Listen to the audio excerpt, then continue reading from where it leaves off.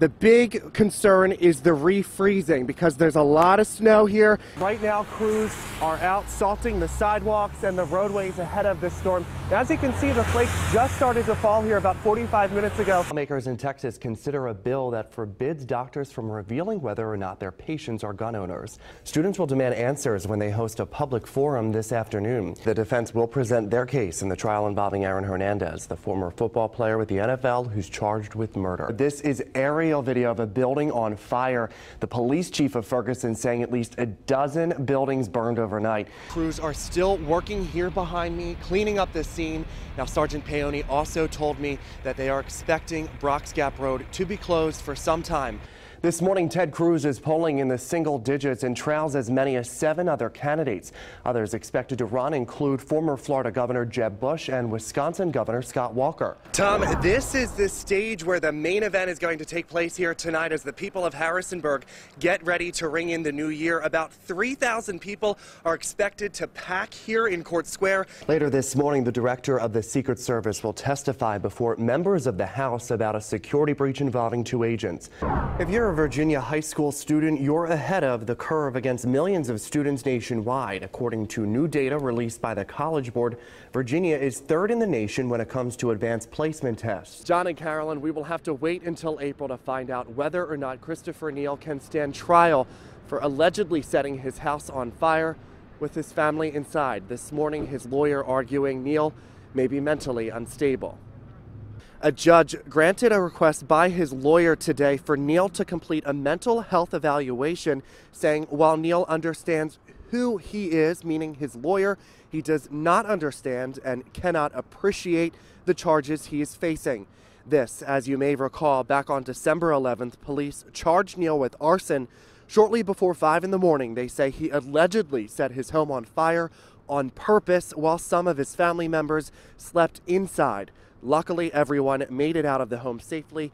However, 2 dogs died in that fire. So just to recap, within the next several weeks, Christopher Neal will undergo a mental health evaluation.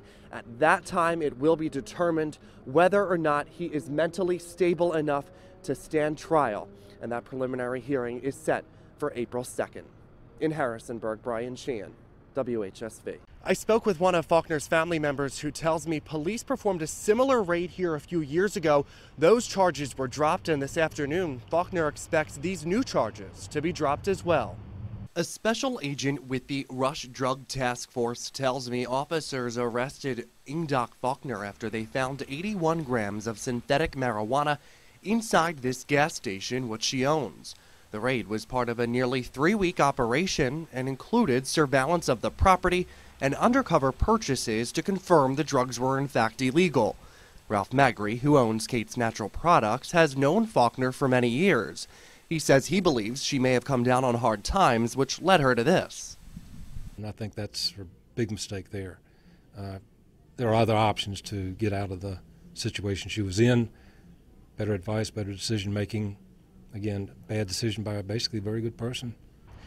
The agent I spoke to says Faulkner can remain free on bail for now until her next court appearance. That date has not yet been set. In Harrisonburg, Brian Sheehan, WHSV. Tom, right now, members of the Secret Service are here in Stanton to meet with police and collect the counterfeit money someone used at this gas station. The owners of Dino's Subway say they are on edge. On Wednesday, officers came to their store to pick up a counterfeit $50 bill and surveillance footage from the weekend. Carol Riley is the store's manager. She says 2 customers paid with $50 Sunday, both purchasing a drink and pack of cigarettes. Riley says she does not recognize the suspect and never thought something like this would happen in Stanton. You just go into shock because it's like most of our customers, we know them by name, and to think that we just got a phony 50 from somebody, it's like, who would do that?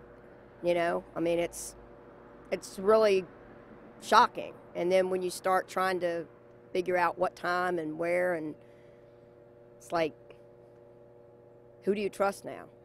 Riley says while she and her coworkers trust their customers, this incident has them on edge, and they are not going to be accepting $50 bills for the near future. In Stanton, Brian Sheehan, WHSV.